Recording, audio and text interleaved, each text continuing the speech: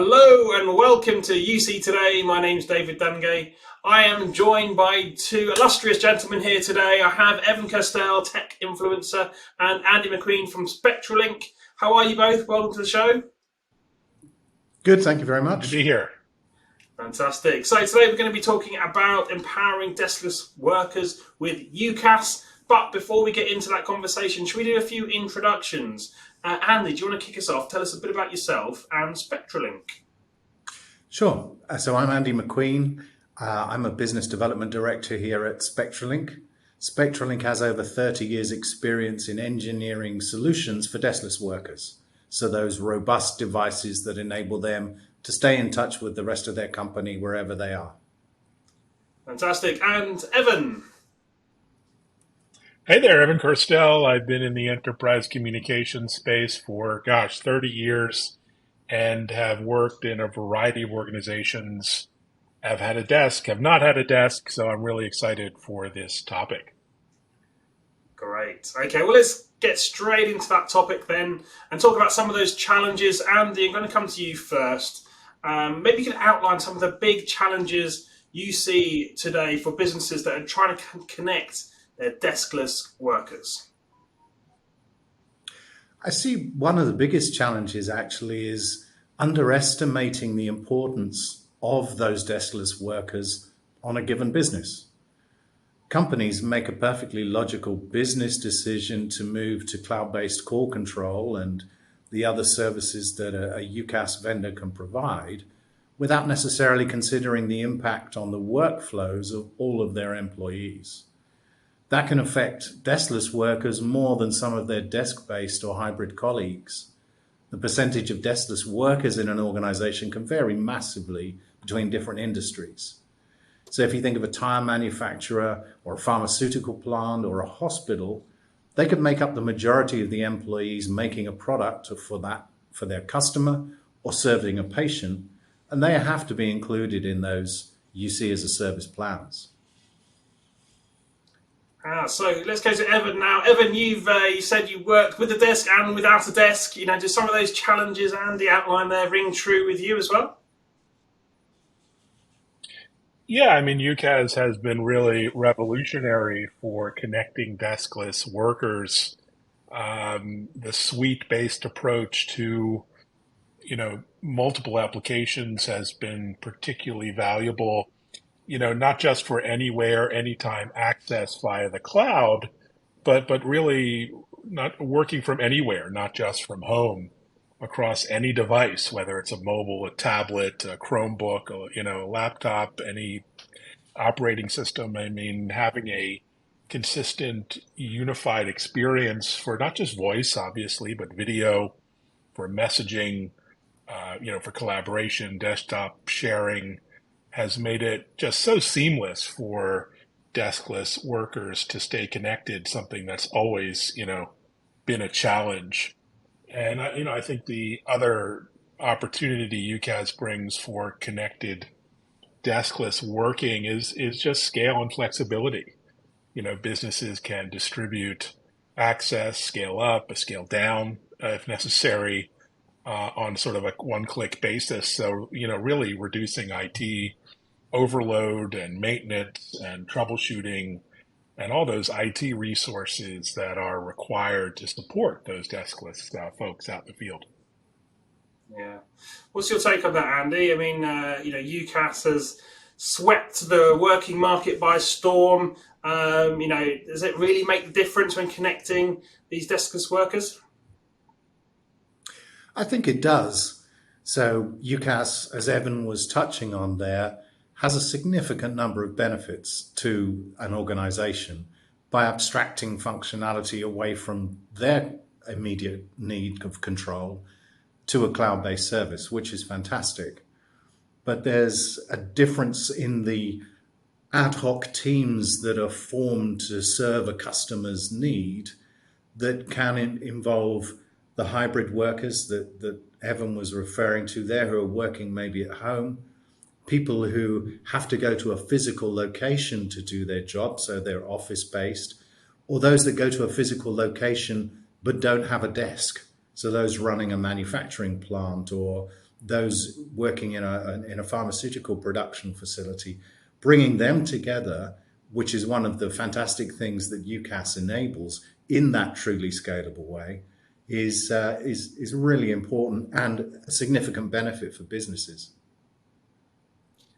Let's talk about the IT management aspect of this as well. It's we're seeing lots of distributed workforces across the world right now. Evan, I'll come to you on this. How can businesses ensure that their IT teams are effectively managing this distributed workforce in these deskless environments? Yeah, there are a lot of new best practices that need to be deployed around cybersecurity, implementing VPNs, multi-factor authentication, training remote employees on how to be safe and secure from that, hybrid home environment. So, this is all kind of, pandemic new thinking we've had to adopt. And the platforms themselves increasingly have, very baked in security measures. So security is no longer kind of an afterthought or an add-on. It's often inherent to many of the platforms now, including end-to-end encryption. So the teams, need to really navigate through this new world, including how to provide remote support. When you're not in the office, you're not in the cube, you can't just walk up to IT and ask for help. So that things like remote troubleshooting, remote assist, and monitoring. How can you monitor the quality of that remote endpoint connection? Even productivity and quality of service for voice and video when that person is behind their own home router or at a WeWork kind of location. So basically, there's a whole new level of flexibility IT's had to embrace to accommodate the unique needs of this sort of deskless distributed work environment. So, Andy, I mean, Spectralink, you provide lots of sort of devices for those deskless workers, and in not just a hybrid kind of environments, but those kind of workers maybe walking around a warehouse or those kind of environments. Are you seeing these IT management practices? Is that what everyone was saying? They ring true with you as well? Absolutely. And you see it from the vendors themselves. They try and provide the ability to manage that estate from one or two consoles or a simplified way of accessing the information that they need. And as part of what we provide from an endpoint communication device perspective, we integrate with those centralized admin capabilities, whether that's the Cisco's Control Hub or Microsoft Teams Admin Center. And even from a service provider perspective, if someone else is looking after your employees' communication needs, you need to be able to have that as few tools as possible to access that. So we even work with some of the more common digital workflow tools like ServiceNow, so that we're not adding to that list of tools that are needed to provide that homogeneous communication environment that Evan was talking about. Yeah. Andy, I'm going to stick with you. Obviously very prevalent in the channel. Channel partners watching today, might be thinking about, how do I excel in this kind of environment, this kind of sales environment? Where can partners really add value when it comes to the deskless work or this distributed workforces? Where do you see that sort of value for them? Well, channels are incredibly important for us. We're a channel-only organization, but our channel partners are also really important to our customers. There are differences in the capabilities between even the top 5 UCaaS vendor offerings, and the ability to have that kind of guidance for customers is really important. The matching process between the hybrid worker, the office-based worker, and the deskless worker's needs and what's provided by those UCaaS vendor offerings is something that a good channel partner is able to articulate and support the customer with. Although it's simplifying what the customer has to do ultimately, that only works if they make the right choice for all of those elements when they migrate from on-premise legacy hardware to abstracting a lot of that functionality to a cloud service. Yeah. I mean, Evan, do you still see the role of the channel as that kind of trusted advisor as well? And how important is that? Do you foresee in this kind of environment? Yeah, it's pretty key. I mean, everyone has a unique perspective or industry, and these things are never plug and play off the shelf. There's always some degree of customization, some bespoke technology integration or guidance or training, not just for employees, but ongoing support and helping integrate into legacy systems. So there's so many roles and areas for value add that partners can bring in addition to just facilitating the sale.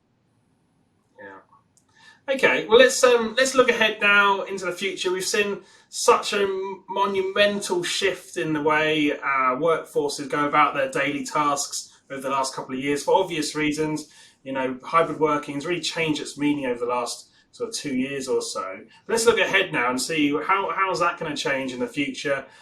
So, I mean, Andy, I'll come to you first. How do you foresee the tech landscape changing for these deskless workers? Over the next sort of 1 to 2 years, and what does that really mean for those businesses? Well, for sure, at the moment, there's a massive move to the fantastic cloud-based services that UCaaS vendors provide. And what we've found, although our view is biased, is as organizations move from on-premise to a cloud-based service, the endpoint, the device the user has to access that service and functionality becomes increasingly important, whether that's technical capability because of the environment they work in. Most of our users work in an area where there isn't any carpet. It can be hot, loud, damp, aggressive for radio signals and so on, or whether it's supporting their user workflows across shift patterns, application needs, communication format needs. That single thing in their hand is how they maintain those ad hoc teams that are needed to carry out their job. So the endpoints, and we are one of the suppliers of those endpoints, we're evolving our products to include a lot more of the technologies that are available, whether that's in positioning or an FC for access, alarming, alerting, advanced messaging. All of those enable that deskless worker to adjust to new workflow requirements for their business and continue to do their day-to-day job. So we're finding that endpoints are becoming even more important because they're personal devices for doing the job of those deskless workers. So, Evan, Mr. B2B, what are you seeing? Do you agree, Randy, on that endpoints kind of point he made, or what are you seeing coming down the line? Well, definitely new endpoints. We may see Apple glasses in a month or so. So things like AR and VR are being put to really practical use in B2B use cases, things like for training, for simulation, for remote collaboration in hospitals. These are real world applications today, including different kinds of wearable technologies in warehouses. So all of these devices are coming to campuses and industrial